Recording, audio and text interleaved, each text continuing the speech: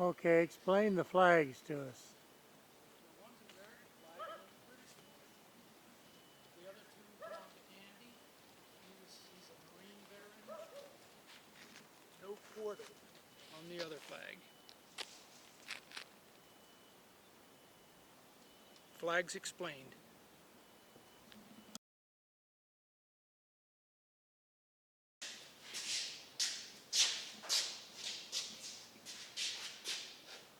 Well, you do have a car in here. Of course. That's the reason I built this.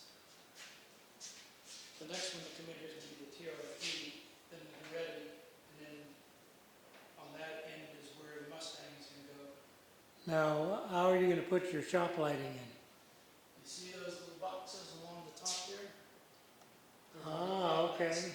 And then on the down beams, Right. I'm going to put in on each one of these 4-foot fluorescent or 4-foot LED light fixture.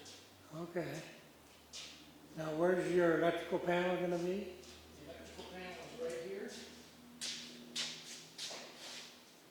And everywhere where you see an orange piece of tape, that hole is where the quad box is going to be. So how big of a service have you got here? 200 amp? Well, it's a 100 amp coming from the other building, but there's going to be a 30 amp breaker for the power and a 20 amp breaker for the lights. What about your welder and None of that's air going to be done. compressor? All that's going to be done in the other building. The compressor, and I've also got a stub. I'm going to have air coming from the other building into Right. here, and then there's going to be air outlets all the way along. So, Perfect. Oh, this is a new generator.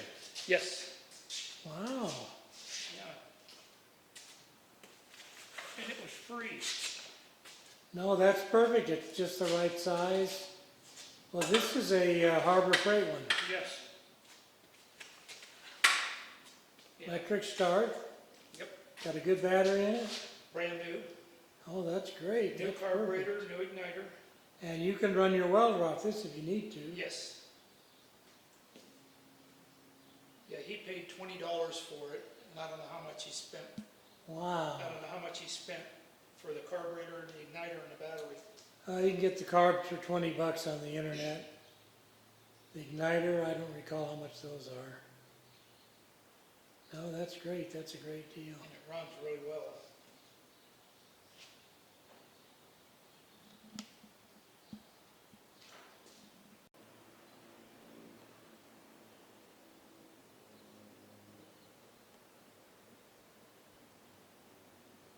Oh, I didn't even realize you had a window there in Oh, on the door? the diamond door there.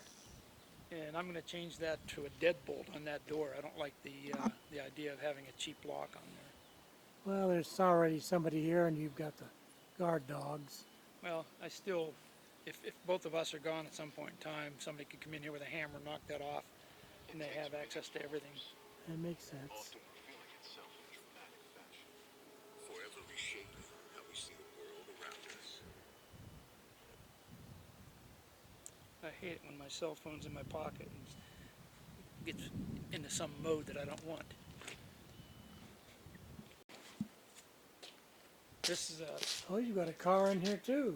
1, 2, 3. I wonder where the TR3 was. The Duretti's over there, the Jag's over here.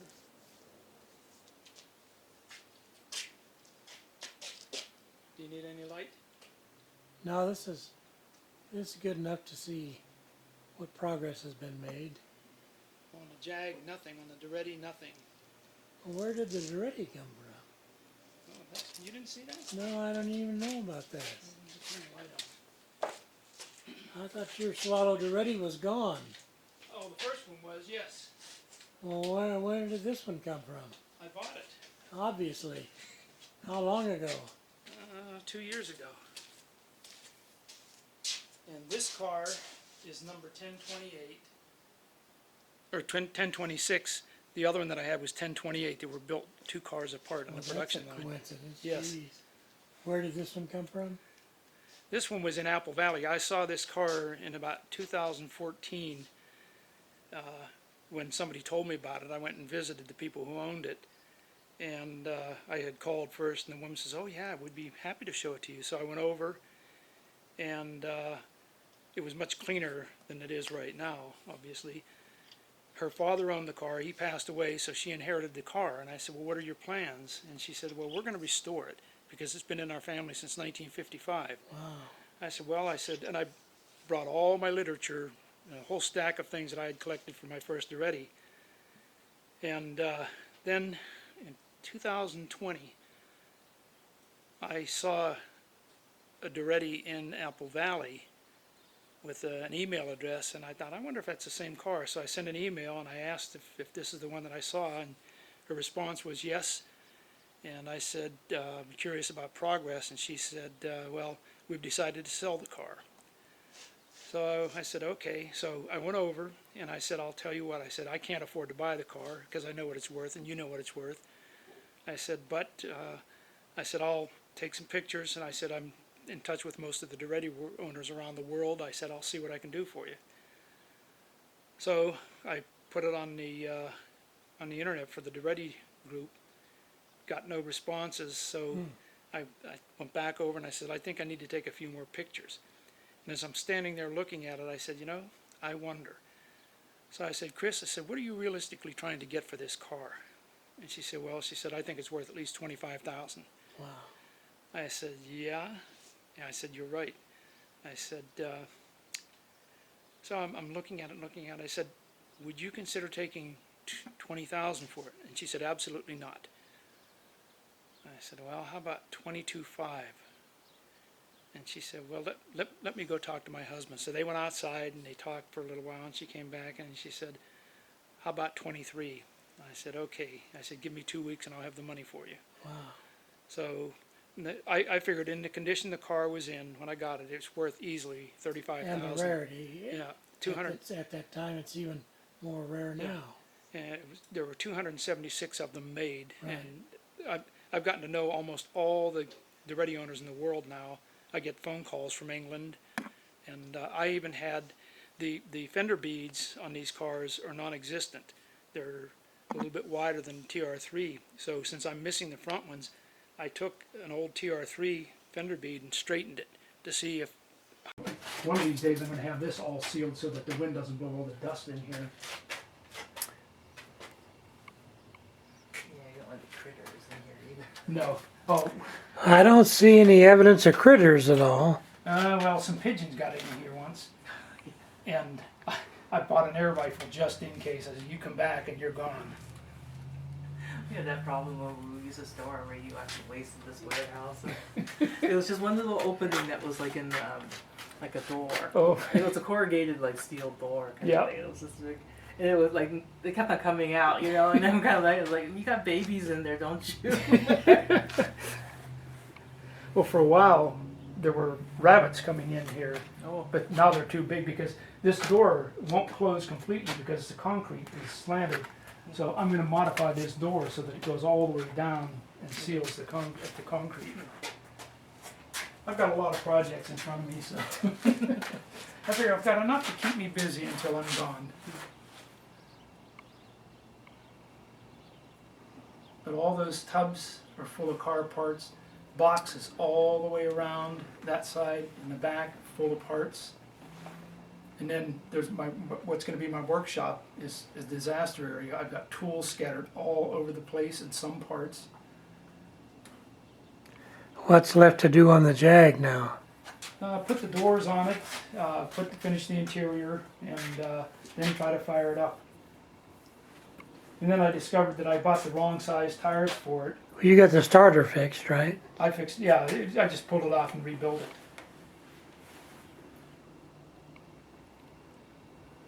But like everything else in here, it's really dirty and messy. What's going on with the tires? Oh, I bought the wrong size tires because when I tried to put the spats on the back, Right. they touched the tires. Oh, So they're too wide for this car. you can't space them out or anything? No. So I'm gonna have to, and these are brand new tires. I bought 5 of them. Dunlops? No, they're Kumo. Okay, Korean. Yeah. That's what was on Jeannie's little car. Actually, I've been pretty happy with them. They're on this car, that car, and the Morgan. Yeah, hers lasted, what, 60,000 miles? Yeah, over that. I was surprised. Yeah, I bought 20 of them Wow. back in 2010, and they were only $60 a piece at the time. They're more than that now. Oh yeah. And now this particular tire, because it's apparently modern cars don't use this size, so they're much more difficult if you can even find them. So you've got some lighting in here, just temporary. Well, this is all temporary because I'm going to have probably about 4 or 5 lights across the top, 2 rows, and then outlets all the way around the perimeter. Right.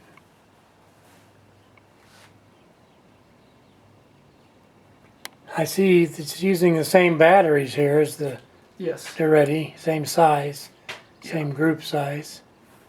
Walmart specials. No problem clearance with these air filters, not like the Morgan. No, not at all. And this car doesn't belong to me anymore. I gave it to my grandson Oh, okay. because I cut the car that I had planned on restoring for him. I cut it in half and gave Dave Penn the rear section. So when I went up to Crestline, I said to him, I said, Brad, I said, I have a good news. Good news and bad I news. said, I'll give you the bad news first. And I told him what I did to the TR3. And he didn't say anything, no facial expression. I said, however, the good news is the white TR3 is now yours. And that made him very happy. Oh, I would imagine. Because Yeah. when we go to the car shows, when both Eric and Brad are here, he drives this car. Okay. So I figured this is appropriate to give it to him. And all the cables have to be readjusted, and the manual explains how to do that. But it's going to go into this end bay down here when I clear all the junk out. Oh, so it'll be inside It's going to be then. inside, yeah. Okay. And I was going to have concrete pads cut 2 feet square down about 12 inches. Okay, so you've got one complete chassis left. The sheet metal's still good on Oh, that. yeah. And I've got all the sheet And then metals you've in got here. this Okay. guy here. Yeah. Dave got the other half of this car. Still got a good rear end.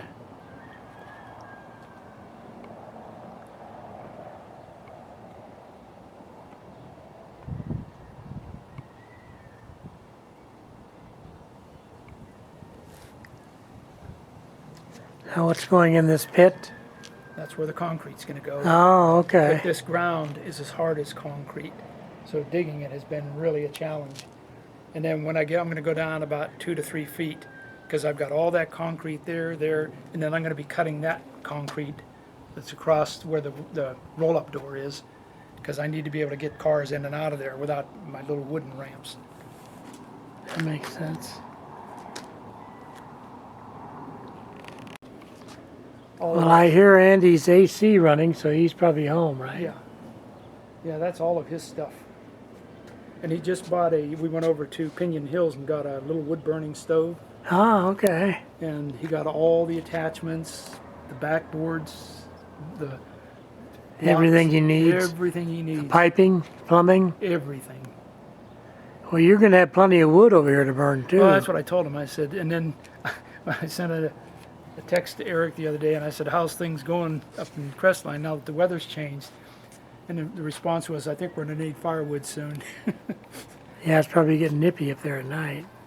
But he's got to bring a splitter down here, and I told him, "You bring the splitter down here because it's on wheels. He's got to." Electric? No, it's hydraulic. Okay. 5-ton hydraulic, and he's got to buy tires for it so he can pull it down here. And I said, when you bring it down here, I said, you better have the Well, Mustang. can't you just put it on the trailer or the back of the truck, or too heavy? Oh, it's towable. It's that heavy. Okay.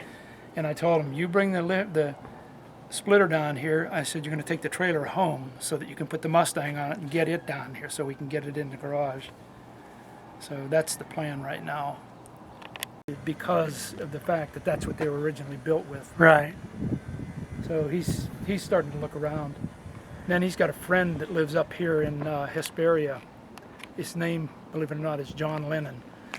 And he's into old American cars. So he told John, he says, and I've met the guy, he's a nice guy. He said, you're going to have to start coming over to my dad's place. Are you going to take those trees out? No, what I'm probably going to do is clear all that wood out of there and maybe put a little seating area under the trees. Okay. Clean the trees up a little bit. All right. And then those two pine trees in the back, I'm not sure whether they're going to survive or not.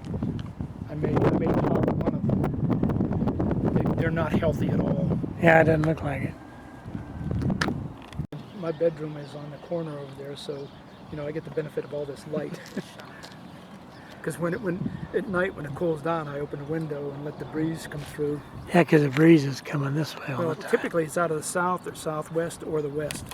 So depending on what day it is, sometimes it comes out of the north and northeast, but not often. But I've gotten rid of almost all the shrubs that were up here in the front, all the cactus. There's still a few more cactus. Those agave plants are going to go because I don't want anything with thorns on it on this property.